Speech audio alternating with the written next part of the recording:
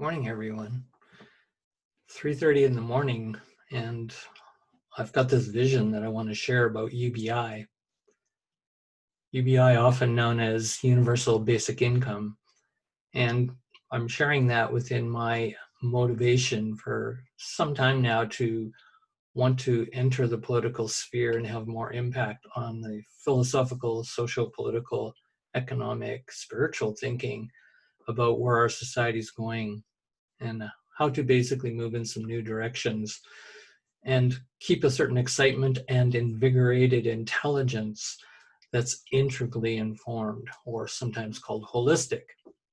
All right, that aside, as I'm gaining my intelligence back this morning at 3 in the morning, I want to go through 3 things today in this message. And really I'm not promoting anything, I'm not selling anything. I'm actually sketching in my sketchbook, which is you and me and this medium platform. Thank you to those who have built this platform to allow this communication. I'm just sketching my basic steps, baby steps even, if you will, even at my age of 67, into the sphere of politics, the political sphere, the social sphere, which is actually what I prefer to call it. 3 things I'm going to go through is what it feels like to finally get a pension at age 65 in Canada, here where I am. That'll be a very brief about my experience and what that's done to affect my life. The second thing I'm going to focus on is the letter I. And I'm going to very briefly show how beautiful that so-called letter is, but I'm going to call it a symbol of unity.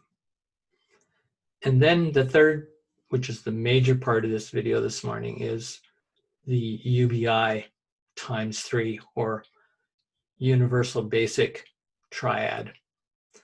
So I've obviously this morning had this vision, which is exciting, of, oh, UBI, Universal Basic Income. I've been hearing about that for a while, and I'm sure some of you have, maybe you haven't. We'll get to that in the third part of the video, but I just realized I have an improvement, I think, on the model of UBI. So this is my video on socio-political interventions in the 21st century. I'm going to link a few other videos that I've done on my entry into politics, some of my socio-political thinking, and both about the positive upside of the possibilities for the great citizen, as I once called it in one of my videos on this YouTube channel, and what I called the great collapse, and always playing with that tension and edge. Okay, here we go. So I'm going to go up to the screen share, find my whiteboard. Okay, share that with the folks. Here we are. So let's get my drawing tools out. So the first part, as I said, part of this video is going to be about old age pension. And that's, I have to use old age pension because I do not have another pension. So what I'm actually sharing here is a little bit of what's called good old transparency in the public domain, coming from my private domain. And that's really a political juxtaposition, isn't it, of our private lives and our public lives, and how that becomes part of the social political discourse or conversation. So the transparency I'm sharing is that the way I survive and have survived since about 1983 is the last time I had a regular steady paycheck. So that was because I was a school teacher at that time, full time. I chose to not work full time. I chose to do what I call world work. And I won't even go into that, but it's what I see as a more ethical and important way to work on this planet, work in this society, and work in my own growth all at once to produce, quote, right, a better world. Well, one of my big complaints in this whole period since 1983, a long time, even though I have worked a few consulting and part-time jobs, I've always been an entrepreneur, right? Having to scramble, create,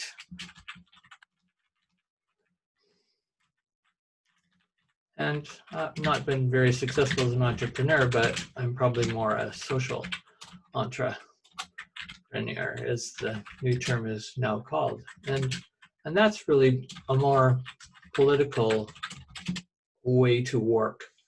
So it's really reforming notions of what is work and what should work look like in the 21st century and what is needed. So that was my shift when I realized I needed to work in the world because I saw needs in the society that needed to be worked on. And you know, if I had to do my careers all over again, I probably would call myself a social worker. But I never did that, and went down many different career tracks and paths and entrepreneurial paths. But ultimately, yeah, a social entrepreneur is, you know, what I basically call myself, get my drawing tool, for our purposes today. And it's a type of social worker. And the whole point of this part, and I'm going to end this really quick, that's not what I want to spend my time on today. When I hit 65, you know, this magical age, at least in Canada, I finally got this pension, right? Well, wow. That was my big complaint in having to be doing this kind of very intense ethical, social work, political work, of reforming our society and transforming to bring a better world. Yeah, great ideas, but you know, where are you going to get the money, right? That's like, who's going to support you? Where are you going to get the funding? Well, I've always had difficulties with that. And to this very day, I have lived, you know, in my entire life, basically on or below, you know, the poverty line. And, you know, there's a lot of reasons. A lot of people would say, well, that's because you're an artist, Michael. And yeah, I am. I'm basically a bohemian artist type, come from the working class, always poor working class, really, going back in my many generations. Nobody owned anything. And to this day, I own nothing. I basically have no capital. And in a capitalist world, that basically means you're in poverty. And it's very easy to get stuck in meaning that you're not really worthy person, not worth anything. But I know my worth. It's been in my work. So that's in what I, you know, I've been calling the social work, right? So that's where I get my value. And it's not whether I'm really good entrepreneur or I'm, you know, understanding of an expert in politics. No, I'm not at all.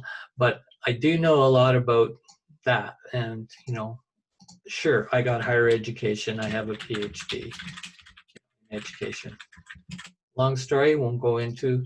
But getting this old age pension at my age,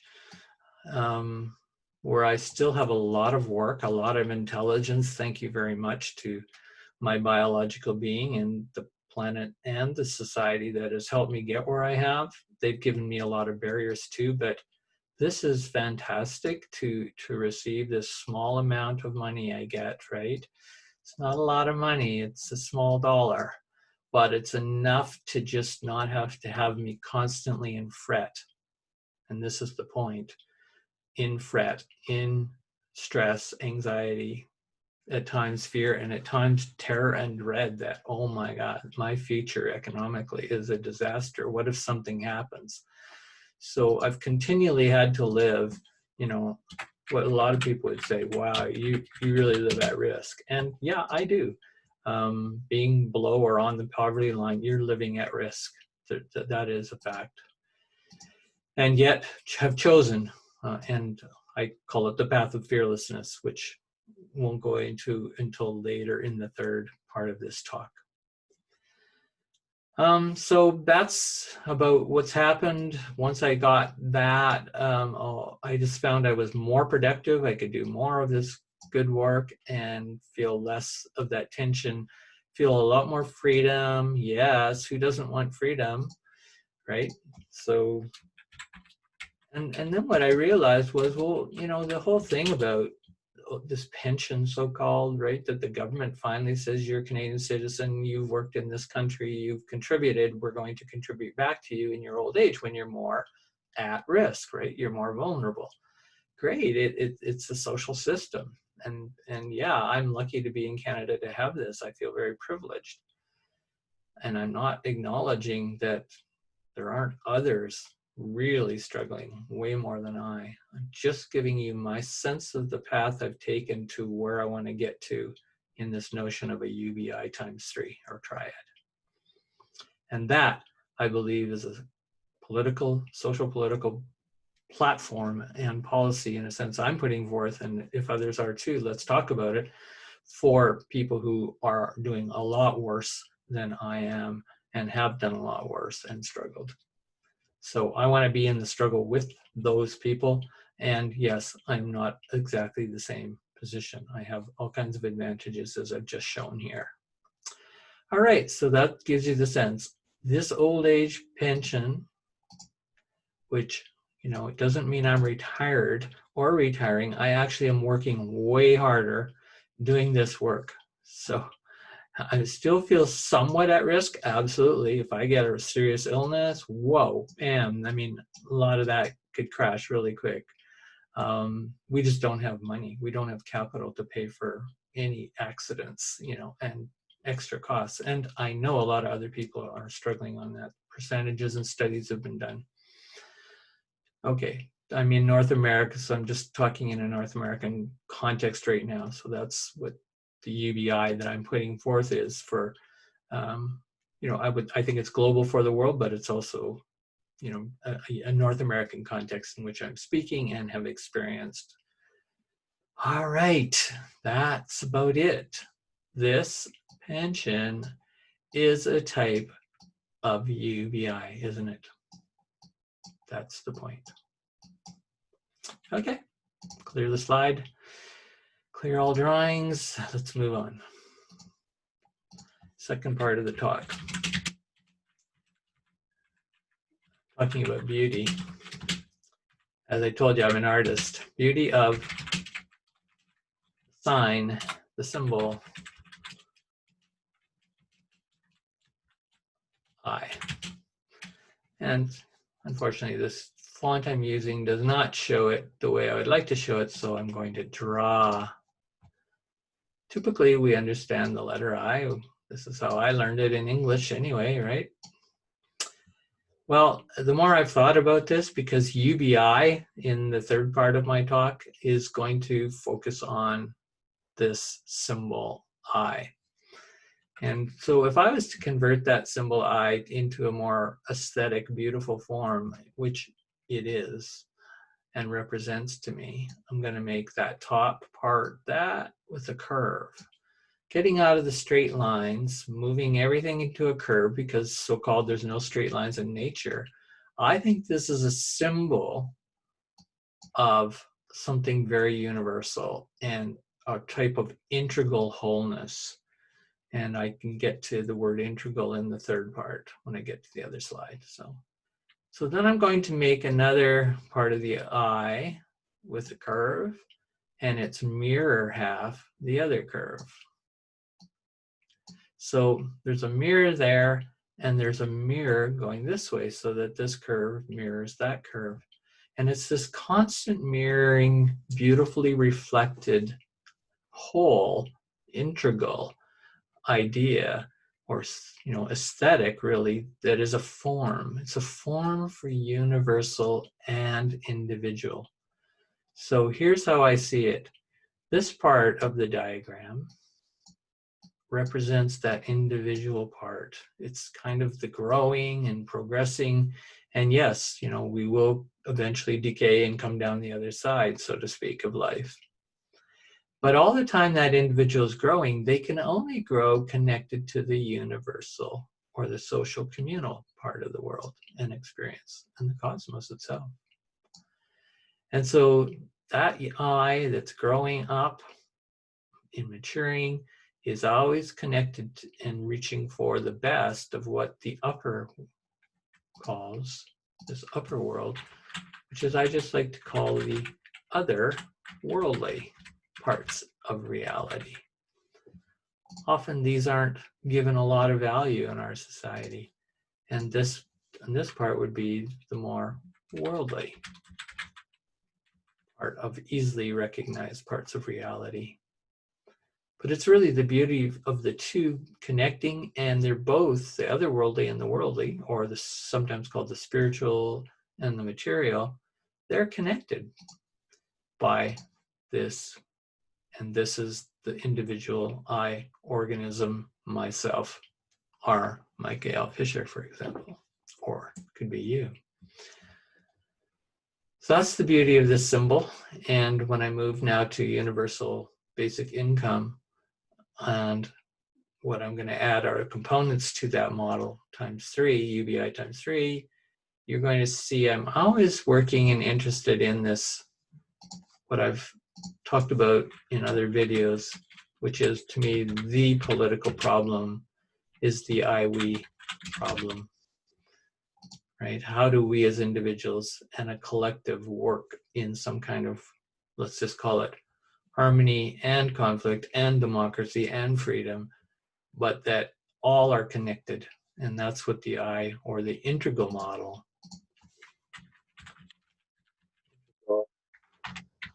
or holistic model I'm working with. Okay, so that's the beauty of the form of why UBI appeared to me, I think, this morning.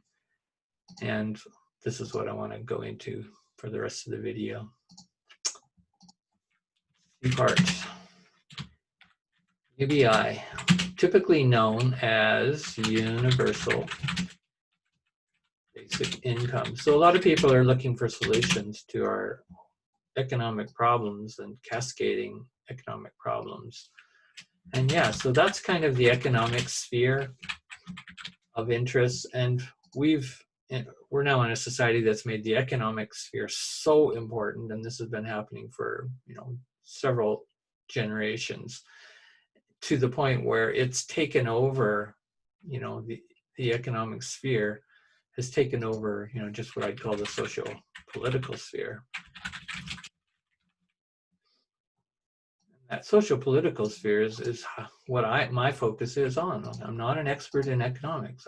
I do feel I have some expertise, certainly in the educational and the therapeutic and the other healing sides of the socio-political sphere, ecological as well. And this sphere here is just so dominated and incorporated and grasped and really taken down the social sphere. And that's why a lot of us have lost the social net we talk about, and various people talking about it, where's the social net, we're losing it. And that's because this economic sphere, especially controlled by people who are very rich. They have a lot of dollars, who fewer and fewer people, the statistics have shown, are controlling, the greater percent of the wealth. And more people, are left with the crumbs, these little dollars. That ain't working. It's going to cause massive chaos and revolution on this planet, there is no doubt, and wars included. And so that was why universal basic income came along, and there's probably other reasons that I'm not an expert on this. And one of the proponents for this, who really thankfully made it quite popular during the presidential election so far, even though he didn't get very far as a candidate for the Democrats, was Andrew Yang.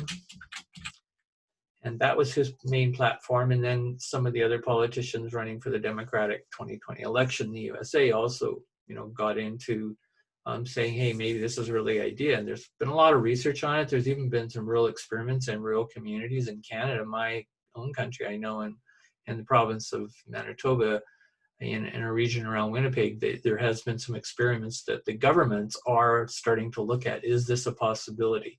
What would happen to our society? Would we improve it if we took away that stress, right? That poverty stress, that at-risk stress, and the fear that goes with it. So that's really what this talk is focused on. this is what I came up with this morning. And I said, okay, but all the focus, even though this is a great sort of, thank you, Andrew, and others who have been looking at this, this is a great sort of socio-political comeback where they're trying to bring back the social net, the social sphere of support for basic humans so that, you know, not only can we have, you know, better mental and physical health, but we will actually be better contributing, innovative people who aren't sick and feel so helpless and hopeless that we can't get off our TV sets and eating a lot of junk food and other nasty habits that come with poverty that is chronic and there seems no way out. Not only that, there could be also kinds of disabilities, that handicaps that go with people who suffer in poverty. It's not just because you don't have money. There are many ways that we struggle as humans in a society. So I was interested, well, let's extend this model. And that's what I'm going to show you here very briefly, because this is only an introduction talk. But again, I invite you to join me in this possible thinking about this triadic model. So let me just put this down in a simple diagram as best I can. I haven't drawn this out other than in my sketch this morning at 3 when I woke up. So I'm going to make 3 pivot points of connections, and these are like the main concepts that I want to have interact. 3 centers, if you will, of this pivot, this triad of all UBI. You can call it UBI, so I can see a government pamphlet at some point if they were ever to accept my model, at least for, as I say, this is the social political sphere. I'm not going to be talking about the economic sphere and of how it needs to change and support, right, the social political sphere. But the social political sphere has to support the economic sphere. If your social political aspects of your society, community fall apart, the economic sphere is going to go down too. Okay, so if this goes down, this will go down too, guaranteed, because there'll be so much chaos. Out of, you know, order won't be able to be kept other than very military society, and you're not going to have a lot of innovation and creativity amongst your people. So governments and powers to be, whoever they might be, even at the global level, you don't want to lose your social political sphere's health. So let's get back to even what sometimes is seen as a progressive or left agenda for UBI, coming from this kind of you know, very sensitive, caring position.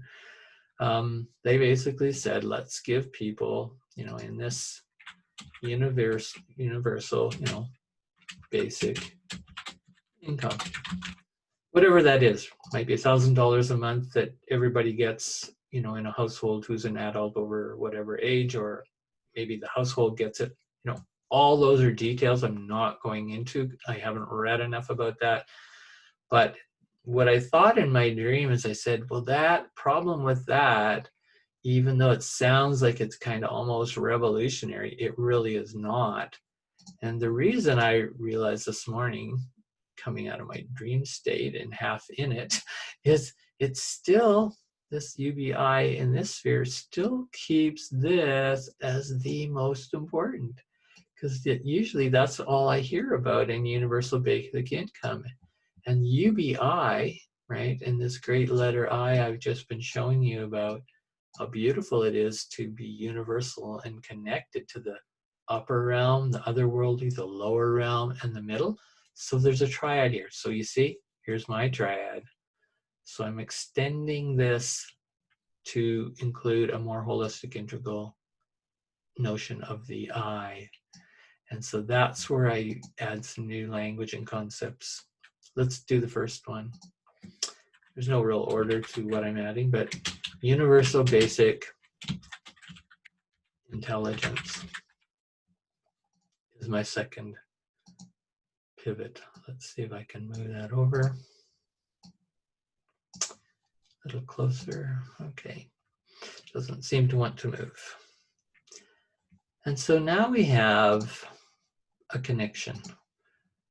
In other words, we're not going to just offer as a state or as a society universal basic income. That, to me, is definitely going down the wrong road. It's only part. And I know that people that talk about UBI have a bigger concept of UBI. I'm not trying to put them down as if they're somehow wrong and they're very narrowed. But the use of their word income is narrow. Sorry, it is. And by keep repeating that, I think we'll get away from and losing this holistic, more holistic approach. So let's add intelligence, and that's really important for me. And it's important for a society to continue. Income is coming in, which is intelligence, but we want to keep improving the intelligence. So we want that to improve, we want that to improve. And I'm not just talking quantitatively, and that's the problem with income. It tends to be a quantitative number that gets focused on, and that's a mistake if it's only quantitative. It has to be a qualitative, but you can also so-called, some people say, yeah, well, you can measure intelligence quantitatively too. I say, okay, so you can measure these things, but I am not a big fan of measure, over accountability through measuring in numbers and quantity. That, to me, is not the way to go either. You need some of that, yes. Balance it, yes, with qualitative.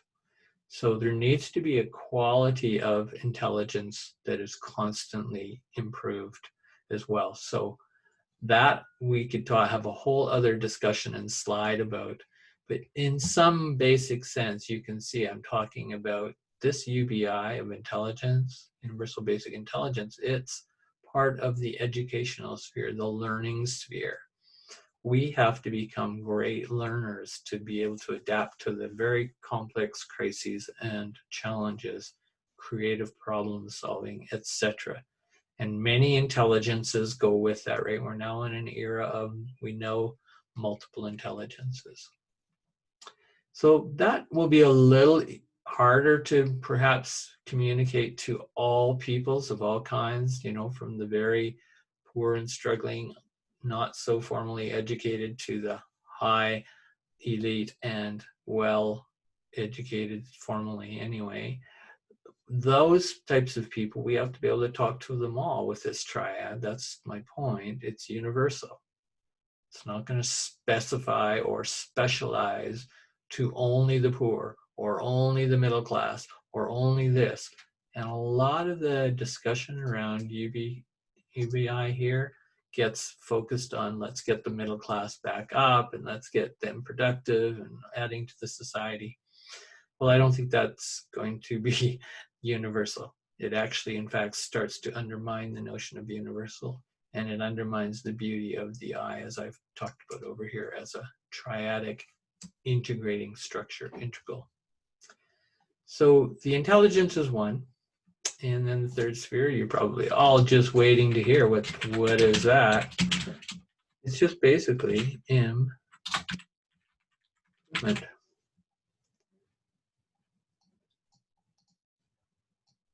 I want to basically sell the idea, if you will, even though I said I'm not selling anything today. I got to be careful of that propaganda. I'm putting out the idea, the formation of an imaginary, and perhaps it's somewhat new, that this connection and this kind of language of just something called improvement. So the strategy, again, if governments, the state, whoever are the main assistants, the main innovators of bringing about this integral package, right, this now UBI triad, they will also be saying, yeah, well, that's also part of the deal. This is part of the deal. That's part of the deal. This is part of the deal. All go together. Not one more important than the other. That's the key thing here. That's what a triad is. Just like in this I here, right? That form, none of those parts of the symbol are more important than the other. They're all needed interdependently with each other. I believe we could use this language. Again, there's going to be details underneath that one. There's going to be details underneath this one. Well, what does that mean? And details underneath that. And with that is policies. So those all become part of a policy package. All right. Again, that's not what this video is about as an intro to the idea. This is what you're getting fresh from my unconscious, subconscious into my conscious world, passing it on to you. So let's finish this diagram, because there's another key aspect that's kind of unique to my own long trajectory of being involved in the study of fear, fearlessness, education, that kind of combination. And I'm talking about in the largest sense. So that's been my study for over 3 decades. So my argument to finish this model, and this is what I think would be great if this ever gets developed as Triad, is to add this component. And this is going to be not so commonly understood by most people, but it's not that complex either. So I put a circle around that of some kind. And there's now 2 spheres, right? There's this kind of inside sphere of this core of the Triad working to bring about, what you can see, improvements. They're really positive things that we can do in 3 interrelated concepts or ideas and policies for social political advancement. And the outside I'm going to do first. So all the space around that little core that I've just drawn with a border, a boundary, a distinction. And, I just, to keep in terms, this is not a solid circle in what I'm modeling here. This would be created more by kind of open spaces, porous, right? So that the inside and the outside are in an interrelationship together. So just keep that in mind. It's not closed like that. It's just hard to draw that with the drawing tool. So I've written fear on the outside. I'll write it up here just to visually give you that sense. Fear is very, very powerful, and I'm not even going to go into it. I'm not even going to call it an emotion, not in this talk. The concept that goes with that I've been working with, and not just myself, is that we don't just have fear going on in an increasing amounts, which we do, constantly increasing as far as I'm concerned in all indicators that I can see. And that's one of the reasons, the original UBI idea came along. Well, let's see if we can give people a basic income so they're not so freaked out all the time and become kind of paralyzed and then get unhealthy and lose their immune systems, are compromised and more disease, and that costs more money for the society. And you get into this nightmare of, we're a really fear-based society and we better stop that cycle of fear. And the term I've added to this, so basically around this core, is a culture of fear. Again, another topic. I even have some videos on culture of fear and so on my YouTube channel, but I also, on the internet, you can look up lots of my articles on it, or other people have written about the culture of fear, but I do have a very particular take on the culture of fear. I think a more integral and holistic analysis of the culture of fear than most people. But it's very powerful, isn't it, when you add the words and culture of fear to the term fear that we live and we're now trying to adapt to and somehow survive, ? Will we survive?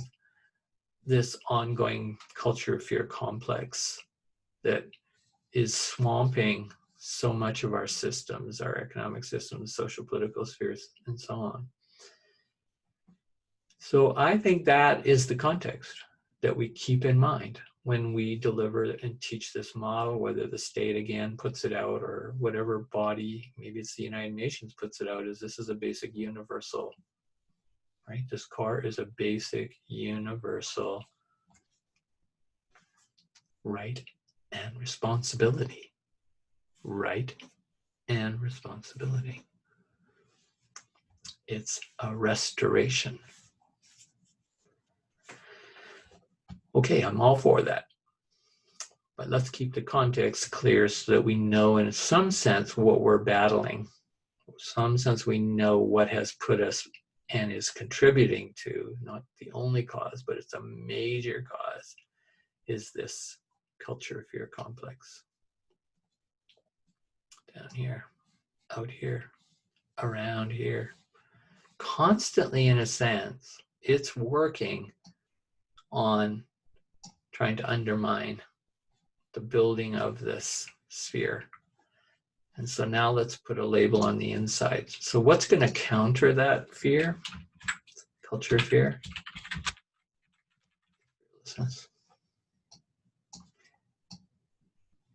And so I'm going to put that just to show here on the inside is operating. I'll put it up here too, just so that you get a sense. It's the interior sphere that's operating. So in other words, this core, this triad of UBI has to be supported, in my view, as a theorist, as a philosopher, as an educator, as a specialist, fearologist, that it has to be grounded on a notion of fearlessness. And that is a huge conversation. It's an exciting one for me. I think it's one of the most potentially interesting one. I think the very broad spectrum of public, whether they like that term per se or not, just like not everybody's going to like universal basic income. I mean, there's lots of terms that not everybody agrees, and that's not the best term. We'd like to change the term. Well, fine, we can have those negotiations. That's open for democratic public discourse. But I'm giving you my perspective on the model. Again, whatever words we end up using, these may not be, that are on the screen right now looking at you, may not be the best words. I'm not saying that. But I'm saying they are probably at least universally basic and really important to think about as building this resistance. So that's what this sphere is. It's a kind of immunoresistance, this triad, based on a notion of fearlessness or a philosophy of fearlessness. I've talked about a fearlessness psychology that we need. It's very different than a fear-based psychology and philosophy and way of understanding life and making meaning that is out here in the normal. Yes, out, unfortunately, right now, that is normal because our whole society has moved so off of what I'd call a healthy understanding of normal. We're now operating in a new normal that is basically fear-based. I am not the only one to say that. There are many people who say it and would back up some of what I'm saying about this distinction. So I think that's the end of the diagram. You're getting a sense of the tensions. You're getting a sense of the dynamics of wholeness. And I'm just going to put the arrow on the other side to show this is the dynamic that's going on. Fearlessness is working here to expand and in some sense dissolve, right? Just like an antibody that's going after, some kind of antigen that is creating, quote, disease, fear, ill health, or potential threat of ill health. Fearlessness is working this way to keep expanding this sphere. And fear itself, right?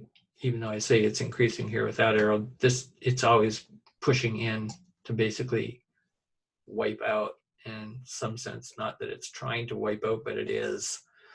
So I'm not going to create some notion that it's evil, but one could say, it's kind of evil-like quality of this culture of fear is destroying some sanity, health, and sustainability of where our societies are going. And on a global level, we're so interconnected now. I think this model I've just presented this morning, thank you very much for your attention on it, would be an interesting model for global improvement as well as local improvement. So just to end this stop share, I've covered, what I know in my experience of what a basic income, right, in Canada anyway, a universal basic income that came to me a couple years ago when I hit 65 to support the social work, ethical work that I felt was really important, the educational work for our society. And I've been able to be more and more productive in my latter years, which is fantastic. My health has been good too, because I probably just have less stress around financial. So I don't have so much a problem with the universal basic intelligence or the universal, basic improvement. I'm always there. I have been since I was very young. In my late teens, I knew that that was what I was going to commit myself to in my work world, career world. And yes, it's had a cost, because a lot of people don't fund that, and the society generally doesn't value that, other than if volunteer. But when you don't have enough income for basic rent and food and to live in this complex society, I'm, quote, volunteering, but I'm kind of undermining myself economically because I'm not pursuing a regular job, career, and so on. I think more and more young people are going to, especially, but also I think people who are even successful and have been successful are thinking about, is this the most meaningful life I can have? And really, is it ethically sound the way I'm carrying on, and considering, my comfortable life and retirement and so on. So I think they will be interested in this model too. So share it with everybody if you would. That's really the universal part of my message this morning. And that, as I say, that universal basic income led me to be able to be doing what I am right now this morning in a way that I don't feel so stressed, and yet I can feel like, thank you, this intelligence is coming through, this sense of, how improvement can happen within the socio-political sphere.